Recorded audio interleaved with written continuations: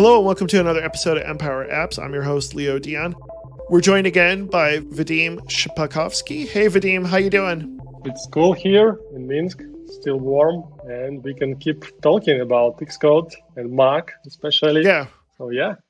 So you're more of a big fan of the Mac, I guess, correct? Yeah, totally. In the last episode, it was quite hard for me to discuss iOS stuff, to be honest. For me, mobile device is not a way of life, I'd say. It's like a tool where I can call, when I can check my messages, my emails, and that's it. It's just how it is. If you're a developer on UI kit, like you probably more excited than me. So I'm just a little bit like sorry about the last episode where I could not add much input into our subjects. Yeah. No, that's totally fine. That's interesting. Do you think that's a generational thing, or do you think it's just like they haven't quite made the iPad as powerful as you'd like it to be? Well, you see, it's like I'm not young, if I may say so, and I do believe that concentration is very important. And these devices, mobile devices, if you use them unwisely, they may add some harm. And I prefer to spend time on doing things than consuming them. This is like, it's just some people prefer this, right? I think like with the iPhone, I'm pretty limited as far as what I can do on it. And like, I cannot look at an iPhone too long. As far as like the iPad is concerned, I do like, as far as writing, I find the iPad easier to be very focused on as opposed to the Mac. Before WWDC, I was hopeful that one of my things I wished for, which is counter to most folks, is I hope that they don't put Xcode on the iPad, because I would be so distracted with my writing if Xcode was on the iPad, which I am kind of glad to see. So yeah, I understand totally where you're coming from. So let's get into the Mac. You're using Big Sur right now, right? Yeah, I switched 4 days ago, and I cannot be happier, I must say. Like everyone, I was afraid, like, what do you lose? Which tools are working, which are not? I must say, this release is something. I was here before, and I installed like Seed 1 previous years. Right. But this year, I'm so happy about the quality of this build. It's like, I will not probably update to Seed 2 if it goes so well, until I see like more feedback features or some feedback. But for now, I'm extremely happy. It's really cool. Yeah, let's go over that. What are the things that you really like about this version? Like, let's get into the design. Do you like the design of Big Sur? Honestly, not very much. Okay. I do enjoy a fresh look. Like iOS 7, if you recall, not many people appreciated its design, but everyone was excited about the new direction, right? Mm-hmm. It's the same for me with Big Sur. I believe this is just the first step, and it will evolve, and we will have better controls, better contrast for some controls. And this is so natural to see some design refresh.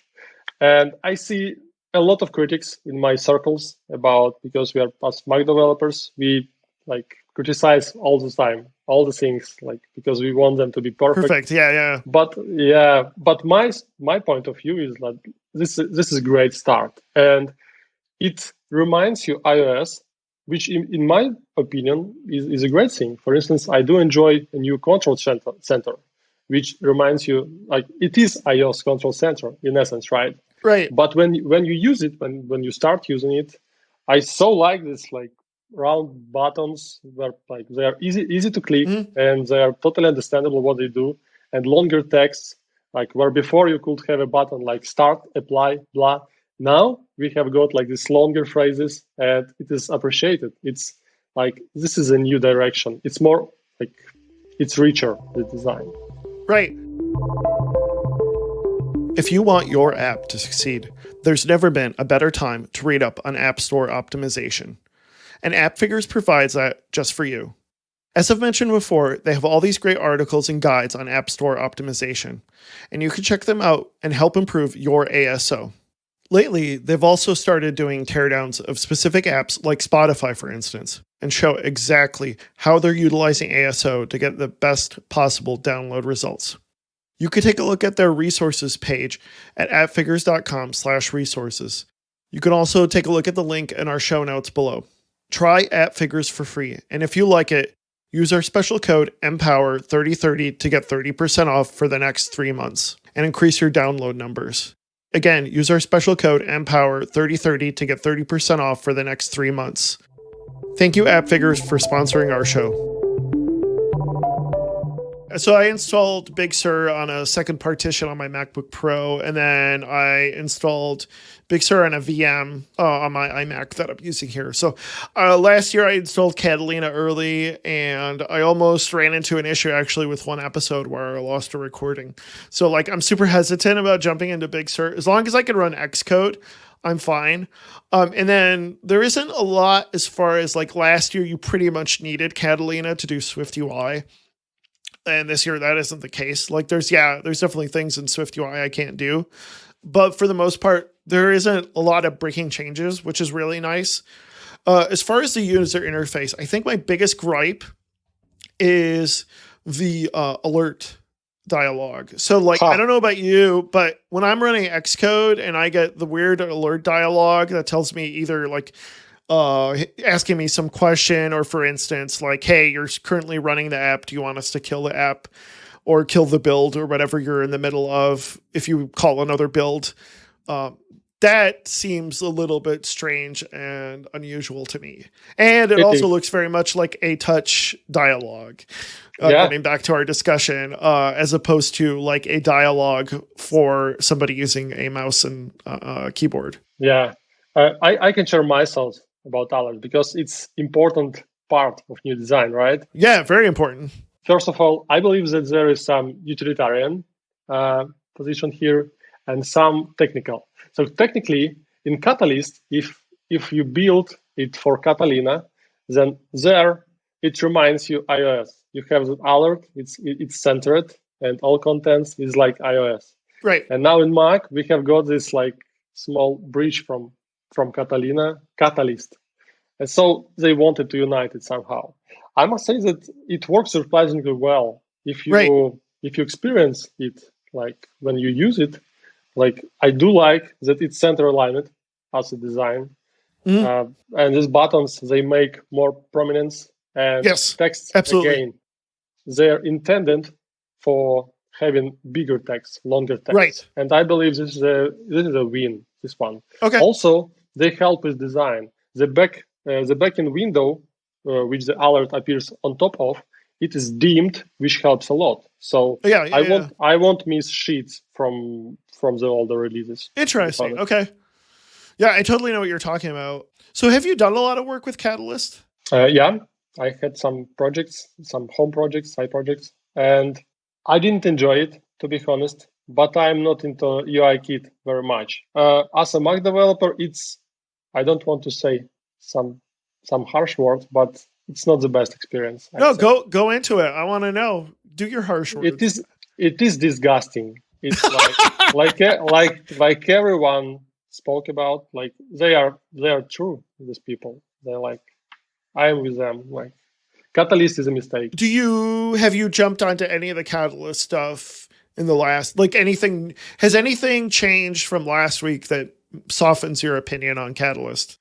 No, I do believe that this is just a transition for folks who want to have their iOS and iPad applications to be up and running on Catalina, because now in just maybe 1 year, we will be able to launch the same iOS and iPad applications right directly on macOS Big Sur. So what is the point of Catalina? I cannot see. I am a big fan of Monument Valley.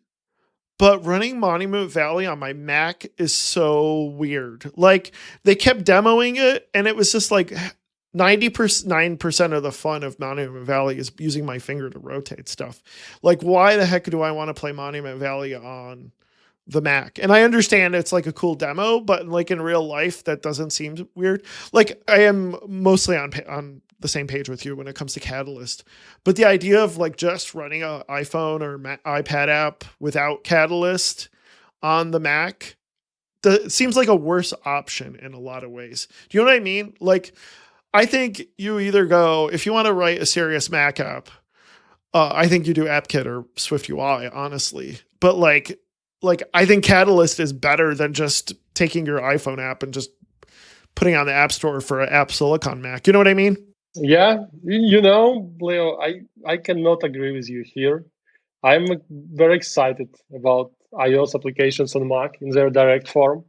As like, oh, really? Okay. Why is that? Because ecosystem, all the apps that we use on iOS, sometimes you really need them on Mac. And business-wise, I can understand why some team cannot afford to develop AppKit port, right? Yeah. So I believe it's better than nothing, and cannot say much more. But you don't think Catalyst? You would not think that Catalyst is better.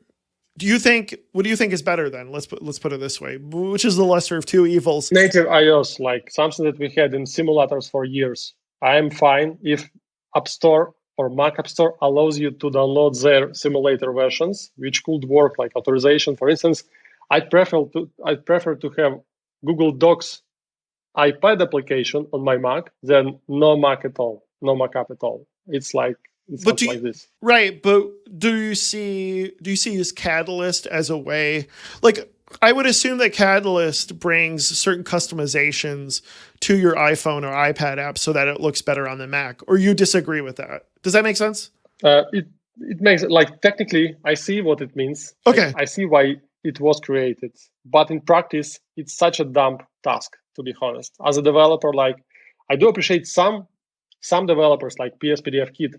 These folks made some brilliant Catalyst application and Twitter application. It is, in a way, it is brilliant because it does a job much better than a website.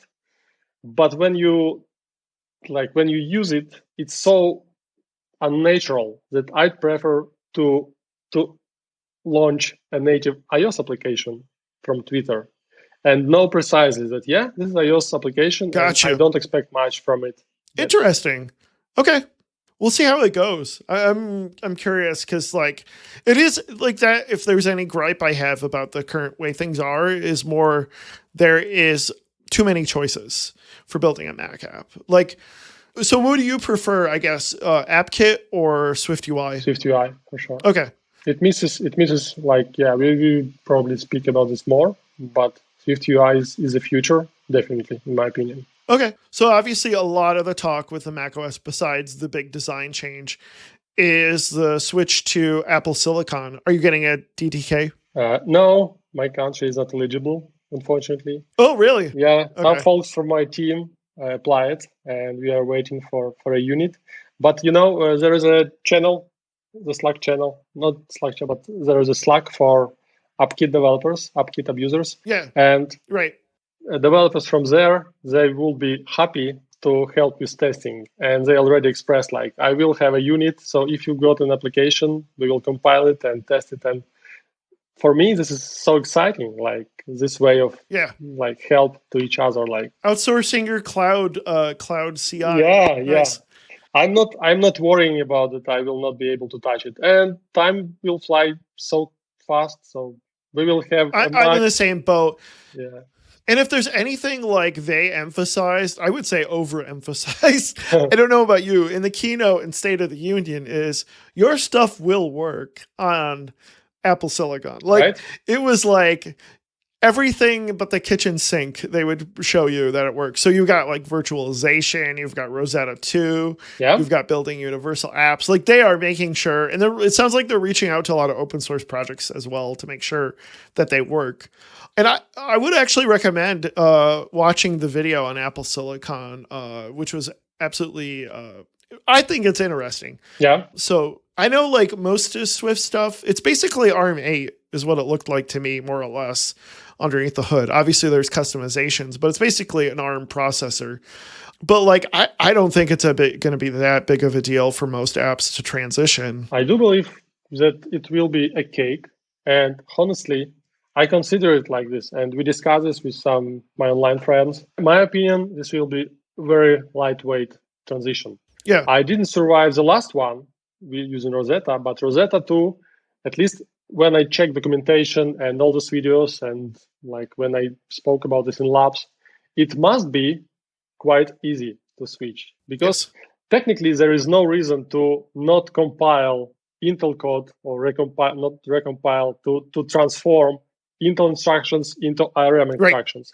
And because the bundles and system, all this stuff, it will remain the same. It's the same package, all the same resources. It's just like we were there, and simulator does exist. I mean, iOS simulator for years, and it works like a charm. I don't see why Intel applications would not exist on ARM, just like simulator exists now on Intel. That's it. And ARM is not like in a vacuum. Like, it's been around for a while. Like, it's not nothing. I think the biggest thing I've heard from a lot of people, that's kind of been the biggest concern, is running Windows, because there is a large amount of folks that run Windows on a MacBook Pro, whether we like it or not. And like, will there still be an ability to dual boot into Windows is kind of the biggest thing that I've heard a lot of people have issues with, as well as just like being able to run a Windows VM. Because as far as virtualization is concerned, it looks like you can run a Linux ARM image on virtualization, but you can't switch out the processor of your VM. So that might be an issue. Yeah, I agree. The Docker part is what worries me the most, right? I think it'll get Docker to work. I think it's just a matter of, if you've got a OS that's only supporting Intel, then that's where you might run into issues. I mean, so I wrote that article recently on doing CI, or continuous integration, on GitHub and Travis for ARM. So you can already do that as far as like Linux ARM is concerned. And that's when I started going into like the deep dive of how like apps like, is it QME and LXE allow you to do virtualization of different processor architectures.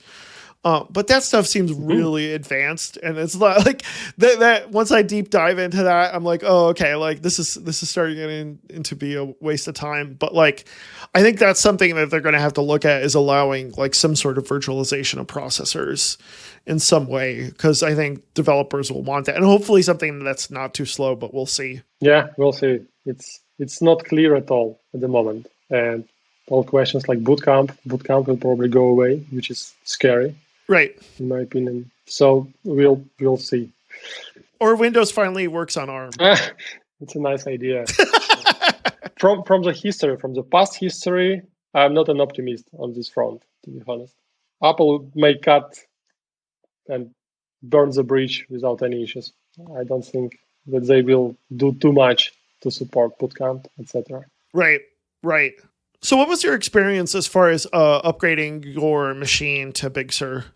Yeah, so I already told you that I am excited to have it up and running immediately. When you install Big Sur, there is a nice option when you can just transfer data from the old installation, from the other volume, right? And I did just that. I never did that because usually I install a new macOS. I try to be like from the blank, right? This time I tried to just transfer data, and it worked. Apparently, not all applications are working. Little Snitch, for instance, doesn't work, and they politely show you a reminder that you need to try another build. Dropbox does not work as far as I can see, and I could not make it work. Docker, for instance, it does work, but you need to reinstall it. So there must be some kernel extensions or drivers which need to be like updated. They were not available even after transfer. Gotcha. And that's it. And all command line tools that I installed, and some exotic stuff, and all bash scripts, they were available immediately. And like Heroku is running Vapor 3, Vapor 4, all this stuff, all developer tools that I use, like Xcode Gen, all this stuff is available. And it works like perfectly on Big Sur.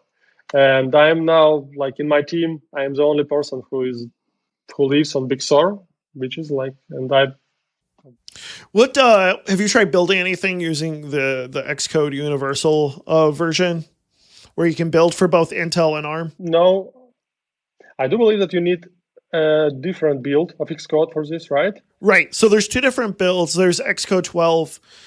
Actually, hold on just a second. I can pull it up because they have different build numbers on them. There's Xcode 12, 12A, 8, 158A, which is the universal one. And then there is, if you go to the developer page, you see the two different versions there. So basically one is 158A and the other one is 159. 159 is the standard version of Xcode 12, and 158A is the one that's builds both Intel and ARM. So if you want to test a Mac app, essentially, and you want to make sure it builds for ARM or Apple Silicon, you'd want the 158A called the Xcode Universal build. Mm-hmm. I'm not afraid of building anything for Rosetta. Not sorry. I mean, for ARM, right? Because if you are on a modern code base, if you use Swift packages, if you use resources without any custom or ultra customized scripts, it should just work. If you build applications for the last 10 years, I believe all of those projects, they will just compile as is. If you are on Swift, you're even in better position. Most likely it will compile without any errors and warnings, right? This is what we had with iOS for years. Yep. So I'm not afraid of this at all. Yep. And I'm not even going to check it in add-ons unless I have this chance to try GTK or some IRM machine. Yes. So let's get into Xcode. Okay. So Xcode 12, I overall like the new design. I like that it's a lot easier to hide menus. Even on my iMac, it's a lot easier to navigate stuff. Some of the stuff with SwiftUI especially is a little bit easier. I highly recommend checking some of the stuff on previews that they did videos on this year. I like it. What's your overall thought on Xcode? Yeah, like I told in the last episode, I'm so excited about this change, which is no change. And in some cases, it's even it's weird because Xcode bots have not changed at all. You have all the same nice things and all the same problems from old versions. I like this because it must be working for us, for developers. And if there is no need to fix things, don't touch them. Okay, yeah, totally. This approach.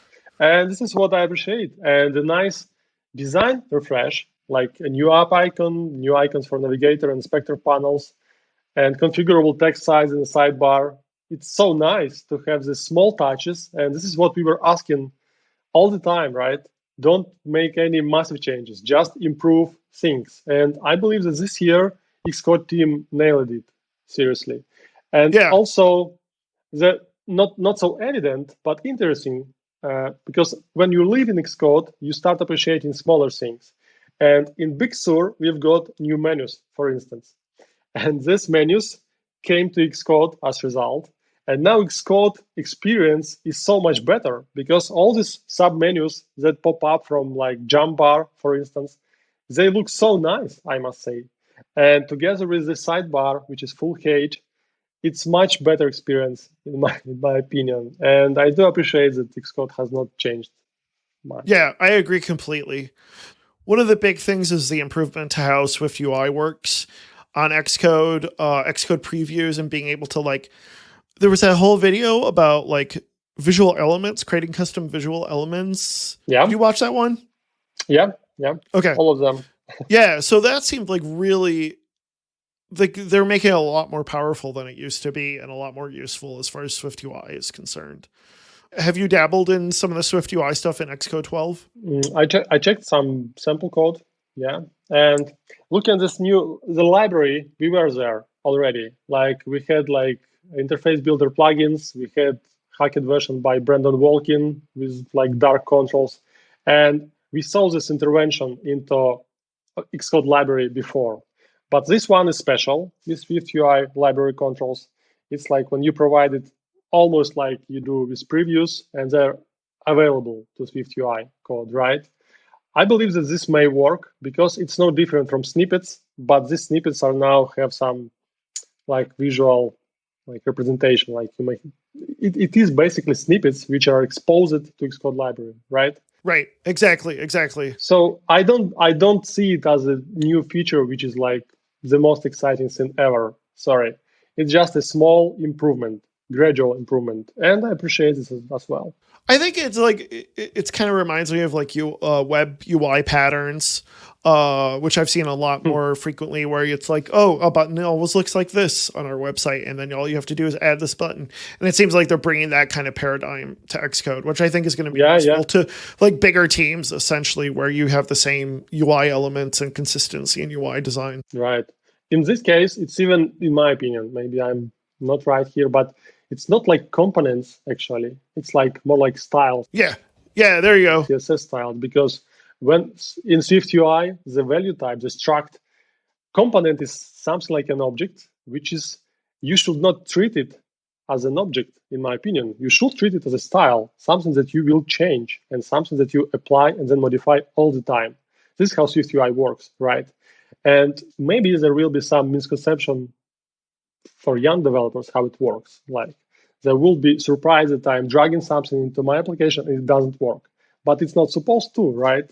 It should be integrated into your whole SwiftUI structure and only then work. So maybe I exaggerate here, but I don't know. It's interesting concept anyway. Yeah, I like to see where it goes in the next year or so and see if people find it useful. Yeah, I agree. So one of the big changes in SwiftUI was the ability to do cleaning up kind of like the app delegate. What's your overall thought on that? Like as far as like not needing an app delegate anymore? It's really a nice direction, but it lacks so many features. I'm not even sure how not even simple, but at least not so simple applications survive, because in this paradigm, it's not clear to me how you receive push notifications, how you do all the stuff that application delegate does usually. Basically, we do have life cycle now, and this life cycle is related to phases, so-called. When you have active phase, like background phase, and you can do something during these phases. But the paradigm of life cycle of application is so important. I'm not quite understand how is it going to grow into the future, and will it get more and more modifiers? I don't know. For me, it's a bit weird, but maybe you have to adjust SwiftUI to appreciate this. Maybe this is a feature, not a bug. Right. Yeah, because you do lose a lot of control by using the @main attribute on your classes and being able to to really customize how an app is run. So I'm in the same boat with you, where it's like I don't know if I want to lose that kind of control necessarily, but we'll see how things go. We finally got document-based apps using SwiftUI, which is cool. I'm looking forward to playing around with that. I kind of dabbled a little bit in trying to build a document-based app in SwiftUI before, and I found it like really difficult. So it looks like it's a lot more natural in Big Sur, which is fantastic. Is there anything else you want to talk about with SwiftUI? Yeah, those document-based applications. I checked the demo by GUI Rambo inside GUI. He built a Mac application, which is basically video editor using new SwiftUI document-based application. Yes, yeah, I saw that on GitHub. Yeah, probably. When you check his code, it's quite natural. You should do it this way. But to figure this out, how you do it exactly, without having experience with document-based applications, it will be so difficult for some developers, I believe. Okay. I'm not sure about this direction just because of this. Like, you cannot just wrap a part of framework and leave everything else for the future. It's so dangerous. I cannot express this in more details, but probably you understand what I mean. Because a document, it's such a huge architecture. It has got so many connection points and override points. And on Mac, for instance, an S document is probably the most rich class in the whole framework. And you can customize it in unimaginable ways.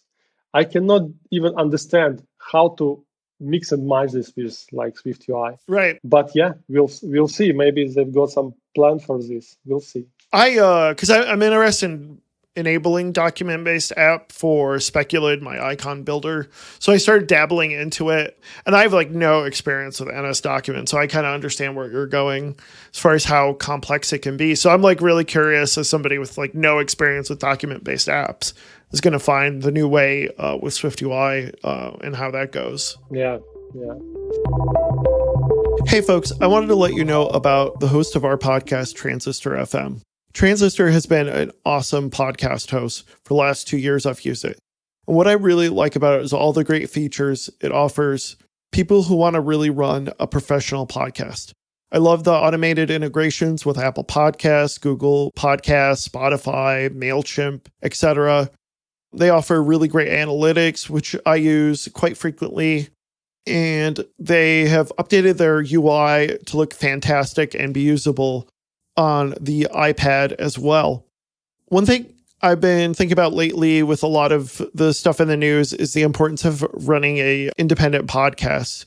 We all know about stories about YouTubers and app developers running into issues with all sorts of gatekeepers. And one of the places where we have that kind of independence is in podcasting.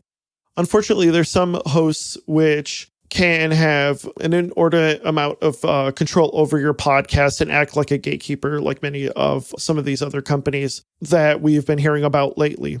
Things like ad insertion or control over how your podcast is published and broadcasted. Things like that if you're running a professional podcast is either risky or can lower the quality of your show. Something about Transistor is that you own the podcast, it is yours, and you have that complete independence. It works on multiple platforms, so you're not locked down to someone like Spotify, for instance. You have a completely open RSS feed, but also they have a lot of tools to help you run a professional podcast as well, like the analytics, but also things like being able to have a private RSS link if you want to run some sort of membership service along with your podcast as well, or you want to be able to only allow certain people to listen to your show, which I think is awesome and a really great feature. So again, I highly recommend checking Transistor out. Let them know you heard about Transistor from us. Go to the link in the show notes below to give Transistor a try today for 14 days. Another small thing which I really appreciate from this year, it was not possible to provide SwiftUI components via Swift packages. You could do it like via classes, but previews didn't work as far as I remember. No, you're absolutely correct. Yes. Yeah. And this one, like now you can provide SwiftUI code in packages, which is so exciting in my opinion.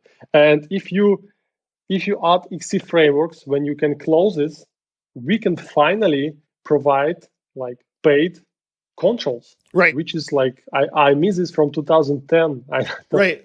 We miss it for so long time. So charting libraries will probably finally go here into SwiftUI. For me, this is an exciting perspective for developers, right? And people who build components like maybe I don't know, like shortcuts recorders, like all of this stuff. Now you can build something like shippable and even sell it. And it's not about like selling, like I'm all for open source, but as an opportunity to provide your code officially as a Swift package, as just a link, a URL, this is exciting in my opinion. Yeah. So with the SwiftUI and Swift packages, you could always do that. I think it was just the previews didn't work because like my watchOS app, Heart Twitch, is completely in a Swift package. So like I just could never preview easily inside. It's about previews. Right. So yeah, I think that's a big improvement for sure. And then the other thing, so you're talking about like binaries in Swift packages, right? Right. Yeah, we can discuss this as well. Yeah. So like I'm looking forward to seeing stuff like Firebase finally move over to Swift packages because I think that was a big issue, was not being able to do that. And I've got with Speculid, like I'm using some C libraries and things like that just don't. Like I can't, and with some Objective-C code, and I'm looking forward to packaging that up into an XC framework and then using like the new Swift package binary stuff for that, because I think that's going to make my code run a lot easier. Yeah, totally. You know, we already, for a CAS project that we work on, we are trying to use only Swift packages for all dependencies. And one of the libraries that we are using is XC framework. Yeah, exactly. It's third-party library, and it's not very convenient to not have it as a Swift package as well. It's closed source, but Yes. and now it's a new approach, and we appreciate it so much. So we will finally be able to have only Swift packages for the whole application. It's okay. We've only, I think, touched the surface of how useful Swift packages are, and I think it's just going to keep growing and growing. I cannot agree more. Yeah. Speaking of Swift packages, we are supposed to be able to use Swift packages in playgrounds. Have you gotten this to work? Yeah, it's quite nice. Yeah. Okay, you have. Okay, I still haven't figured it out quite yet. There are some tutorials and videos. It's quite interesting approach to provide documentation. Okay, I'm going to try it again. I've used Svenschit's Arena, which is awesome. I've used that a few times for both trying out Swift packages, but also for like building tutorials and things. When I did my talk on asynchronous programming, I used Arena to test out like Promise Kit and Vapor and things like that within playgrounds. So yeah, that works pretty well. I think overall my issues is just with playgrounds in general and how useful they are. Because I find that I run out of steam using playgrounds and just want to run a macOS command line app because it just ends up being so much work. Hopefully, like it sounds like they moved a lot of they made it build essentially similar to the way an Xcode project builds. So it's using the same build system. So hopefully that's going to fix a lot of the issues with playgrounds. Yeah, I agree. You will finally know what is an error. Was there anything else you want to talk about when it comes to playgrounds? To playgrounds, I miss debugger in playgrounds very much. Yeah. I don't understand how it's designed to be, and it must be like on pair with iPad when you have just code and output. But sometimes right, because you could step through on the iPad, but you can't. Yeah, you can't really do that on Xcode playgrounds. Have you tried on the macOS playground app? Yeah. Okay. Yeah, I agree. All right, let's get into testing. A lot of new stuff with testing, it seems like. We have stuff like being able to triage issues. There were videos on that. Things about metrics, XC skip. There was a video about interruptions, UI interruptions, and dealing with that. Not necessarily anything new in that case, but it seems like there was a lot more stuff on testing this year. Is that what it seemed like to you? Yeah, I agree. And I like this direction, this approach. Apple should care about quality, as we all know. Recently, everyone is like, they're trying to teach them, like, you should do better quality. And Apple shows us, like, take care of yourself. Like, this is our quality testing tools, so maybe try yourself. It's quite nice that we finally get some attention to all these testing details, right? Yeah. And it's the integration with instruments, for me, is the most exciting part. It's like all this metrics. It's not quite clear. We have got too many options, like with some other technologies by Apple, right? It's not always clear where to start. Like, so if I want to measure my code, should I go with signposts, with instruments, with XCT measure or metrics now? It's so many technologies. And I would love to see some book where they describe like how and when and why you do this or that, and which technologies are preferred for testing. One of the things I hear from a lot of guests, like Paul Hudson said this when he was on, and Alex Bush said this, but like one of the weak spots in development in the Apple space is testing and like that kind of stuff, the unit testing, the CI and things like that. And it's just good to see that they finally are doing a lot more in that space, because like you look at something like JavaScript, like the tools that they have in JavaScript are just so much more mature for a lot of reasons when it comes to testing than what we have in Xcode right now. And it's just really good to see like just a lot more maturity in that space, it seems like. Yeah.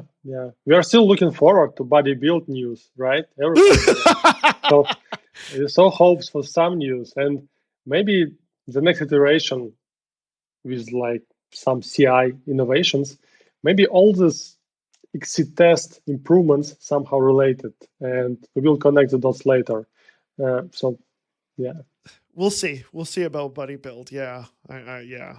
Anyways, I wanted to jump and talk about the App Store because part of the story with testing and integration is some of the new stuff we have coming out at the end of the year, they said, for the API, and some of the stuff with like having an open API and things like that. Do you want to explain what improvements are coming to the App Store by the end of the year? Yeah. I had a nice lab with with one of engineers from App Store Connect APIs team, and they will release a new batch of APIs. And the most exciting one is App Metadata Editor. So now we will be able to automate all this, like something that Fastlane did all the time, but now we will have open API for this, not proprietary, which is quite nice. And Design Refresh in App Store Connect, it's also a nice improvement. It's underappreciated, it looks like, in the community. But when you compare experience with what we had before, it's much better. It's maybe as slow as before, but when you can use on all your devices, I find it very nice. I know that Felix had something about their changes, like the week before Dub, like it broke some of the issues, some things with Fastlane. So it'll be interesting. I didn't follow up on it, but like I do like the UI refresh as far as the App Store is concerned. And like you said, you can now edit the metadata. You can't create apps. I don't know about that, but as far as like updating metadata, we have an open API, hopefully by the end of the year, to be able to edit that. Yeah, it is a nice feature. Unfortunately, we will not get like promo code support. We will not be able to reply to customer reviews and check live sales. So we don't get this, but still, it's the right move in the right direction.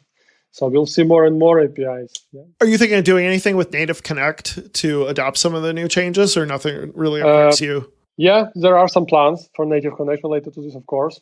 When I started, my sincere hope was that they will open all APIs, everything that Fastlane does, and I wanted to use these GWT keys to do all operations. Unfortunately, it didn't work, so I had to switch to proprietary APIs. And my hope, of course, that eventually, like, I will just propose people to sign in with Apple and have this secure login and use the same APIs that Fastlane does and that NativeConnect does now. We are a long time away from this, but at least we are moving in that direction. And with metadata, one technical aspect is, for instance, now we can upload assets officially. And I believe folks at Fastlane are happy about this as well. Yeah. Before, we had to figure out how to upload assets. And when you have a preview video, which is huge, and I didn't design even this part. Like I had some ideas how to implement this in NativeConnect, but all design was about like how to treat errors. And there was no documentation, and it's quite hard to figure out technically like how to implement this properly and like future-proof, right? Yeah. But now, having open API, like it can be implemented, like, and I expect that more applications will like appear which do the same stuff. So yeah, this is exciting market, and I'm inviting everyone here. We can automate so much, and developer tools like this, they're necessary, and Fastlane and its popularity shows all the time. Yeah, I agree. Like if we can have more solid CI, continuous integration with the App Store, I think it'd be fantastic as well. Yeah. And it just make it a lot easier to produce and post apps and things like that. Cool. Is there anything else you want to talk about when it comes to the App Store? The APIs will get Swagger, and this is exciting. Like from Apple, it's a huge move. It's like they're opening to the world. Is Swagger's like a API standard, so that way people can easily import an API into their application. Is that correct? Exactly. Yeah. Okay. Yeah. You can like generate interfaces, which is exciting. Like in my opinion, this is absolutely brilliant direction for Apple because they're so closed, and after server-side Swift movements, this one is natural, but also still I'm excited that we will have more standard tools, right, for development. Yep. I want to jump into and talk about the updates to Organizer. So What are those big improvements that you've seen with Organizer?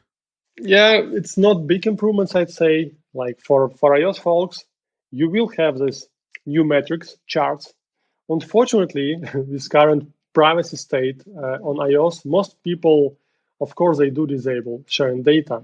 And we don't have this maybe limited set of data which could be shared like reliably. And so these reports, I'm still not sure. If your app is not extremely popular and if it's not downloaded by millions, these diagnostic tools, they are not yet optimized for real development. So I'm sorry for saying this, but I'm into Apple teams, but we do need more control. It's like when you experience crash, then in my opinion, it's important to send it to developer all the time. It's the same about these diagnostics reports. Like if there is a bottleneck in disk writes, it must be sent. It should not depend on some checkbox made by user. So in my opinion, they could introduce some privacy levels for sending some reports. And so Organizer is great, and all these new features are great, but how usable they are, I'm not sure. Because now you can, like, from Apple, if you go with Apple standard crash reporting, you will get one report out of 100 about crash, which is not ideal at all, right? So you still need to integrate your own tools. And it's the same about logging, about tracing, about everything. Like, you basically have no idea what is going on customer's device using Apple tools. And again, this is a step in the right direction, but we are still I'm still keen to see like how it works out. But overall, all the design refresh of Organizer, I like this. Yeah, I agree with you as well. Like new sidebar and new charts. One thing that I want to notice is how much Xcode grows. We have got like Xcode bots, we have got Organizer, Simulator, I don't know. Yes, I agree with you. I believe it would be more convenient if we had different tools for this. And some tools from Organizer could be organically embedded into instruments, for instance. Because if you open a report, like I'd like to open it in instruments and immediately see all the details about the report. And Organizer is unnecessary bridge, and it makes Xcode even bigger download, which is, for me, it's like, I don't know. I would already make, I would prefer already to have instruments as a separate download from Xcode. Because now when you download Xcode from the Mac App Store, if you're like starting with development, it's just nuts. It's like 10 gigabytes. And when you extract, it's 100 gigabytes. I don't know. It's scary numbers, and it could be improved, I believe. What do you think are some things that folks don't take advantage of in Xcode that they like? What do you think is a hidden gem when it comes to development that more folks should take advantage of in Xcode? I can recommend the refactoring tools pop-up, which is Command Shift A. It's quite simple, but some folks prefer to edit it like Control Command E is enough, but it's not enough. And Command Shift A rename is much more like powerful, and I can only recommend it. I don't know, to be honest. It's like maybe you can share something so I can append. I think refactoring. The problem with refactoring is sometimes it works and sometimes it doesn't. That's my fear of it. Like, I've done renames quite a bit using the refactoring tool, but there's been times where it's like basically ruined some of the code. So that could be a pain in the neck. Yeah, I'm just trying to think, like, build scripts, I think. Like, there's some stuff with like build phases people could take advantage of, and build settings. Some of the stuff with targets and config files. I feel like that's the really advanced stuff that's challenging to use in Xcode. Does that make sense? Yeah, one thing that I want to propose, like, this is a practice that we use at Raycast and that I applied to NativeConnect for a long time. I do prefer Xcode configs as well as Xcode gen utility. Do you know about it? Oh, do I know about? Yeah, if I had $1 for every time I've mentioned it on the podcast, Giannis probably wouldn't have to have a chop. Yeah, I love Xcode gen. It's awesome. Yeah. So you have this small script, like small YML configuration of 20 lines, You just generate a project and use it. And I find it so much more convenient than having Xcode Proj under Git source control.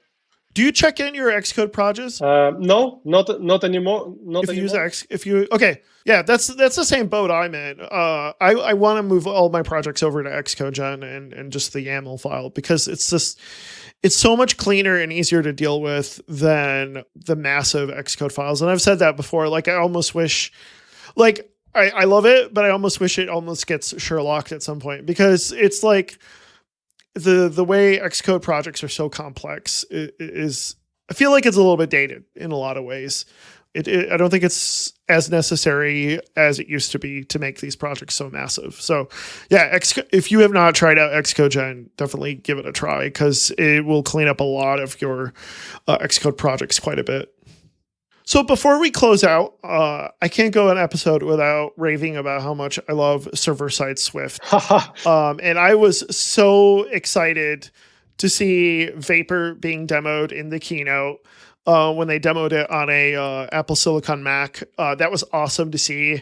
And then not only that, but we also got a talk on Lambdas in Swift, which is fantastic.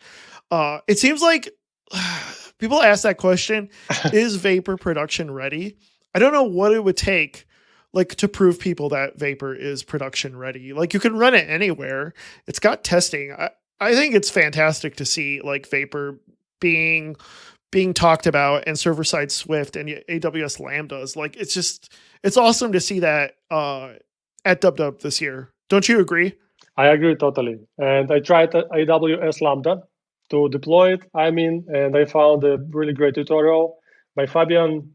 I'm sorry, I cannot recall the name, but it's such a nice experience when you deploy it and it works. And regarding the production argument, I launched my projects in production on Vapor for 2 years already. And I cannot be happier, and it works like a charm, seriously. And I agree.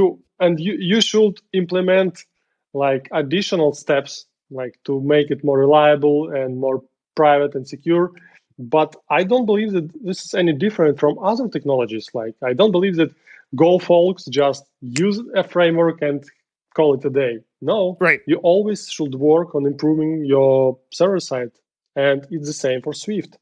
What I'm most excited about, and this argument is so much bigger, in my opinion, than production readiness of Vapor, is like, just try Xcode debugging experience for server-side code. Yes. You will never go back. Absolutely. Never. It's like, I tried Visual Studio before. I tried VS Code and many technologies, and with debugger and without debugger. Once you try debugging your server-side Swift code, you will not get back. And I'm a strong proponent of this position. Like, and even because of this, like, because having a joy of developing, like, we should keep trying to promote Vapor as production technology. That's it. Yeah, I think one thing you have in the notes, we were talking about, like, being able to debugger in a Docker image, like, that would make it easier. But other than that, like, it is nice to be able to write server-side code in Swift. I cannot recommend it enough. Yeah, it's solid. People should definitely give it a try, and it's easy to deploy it. I spent most of my weekend upgrading my Vapor 3 app to Vapor 4 on Heroku, and it worked. Like, there were hiccups that had nothing to do with Vapor. It had more to do with Heroku. Yeah, Vapor is production ready, and I think we're going to see a lot more bigger companies adopt it, including Apple, for their backend. And I think that if this doesn't prove that it's ready, with the fact that they actually demoed Vapor in the keynote, I don't know what more can prove it to you. So, yeah, very cool. Anything else you want to talk about before we close out? No, I'm really happy to be here and discuss all this stuff after last week. It was exciting week, and I believe that expectations are so high for the next year. They set a really high bar, and things like, video production, it's just brilliant. All this stuff is so brilliant. It's like amazing quality. They did a really good job producing the videos. I was impressed. I mean, I know Apple's the biggest company in the world, but still, like, to pull up these videos as quickly as they did and have them so concise. It's fantastic. And maybe we'll put some of our favorite videos in the show notes for folks to take a look at. But thank you so much for coming on the show. I'm really thankful for inviting me. I'm sorry for my English speaking accent. So yeah, hopefully you had some fun listening to this. Yeah. Thank you, Leo.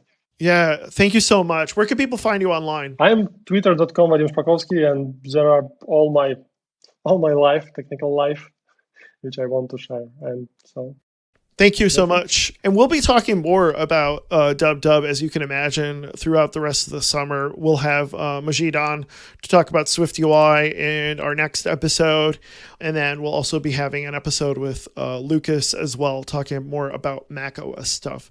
So this will be a big summer for SwiftUI and Mac and WWDC. So be sure to tune in our next episodes with regard to that. If people want to find me, they can find me on Twitter at LeoGDion. My company's website is brightdigit.com. And thank you so much for joining us, and we will talk to you again. Have a great day.